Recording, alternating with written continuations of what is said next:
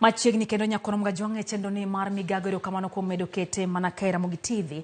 Atere nyake kaunti ma Kisumu kama duol matawo weche osuru pacho ka KRA. Ntiere lai manyime mano mar bero chendo gi kakoro.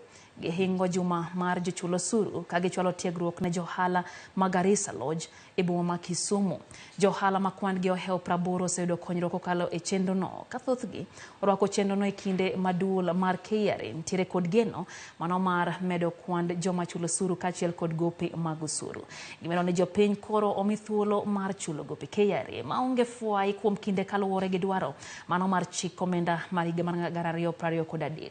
KRA wacho ne giseyudo milion 8 chudo mag osuru dwe mar 10 ka bende giserucho oko gowi maromo milion 6 e kinde makamago.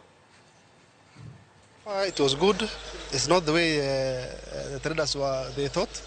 They thought that KRA people are, and it is Kenya Revenue Authority, and we saw what we saw. It is Kenya Revenue Service.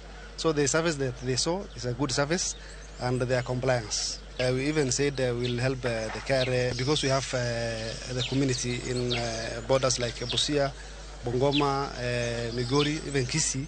And then we said we'll help the Kenya Revenue Authority even to register more clients. In this period that we've been serving them here, we've been able to enlist quite a number of them to register for their PIN numbers and also register for tax obligations.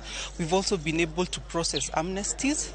In total, this month, we've been able to process 78 amnesties in the last 4 days or so that we've been here. There will be no longer any applications for penalties and interest. So it is important that taxpayers quickly take advantage of this program and ask for amnesty.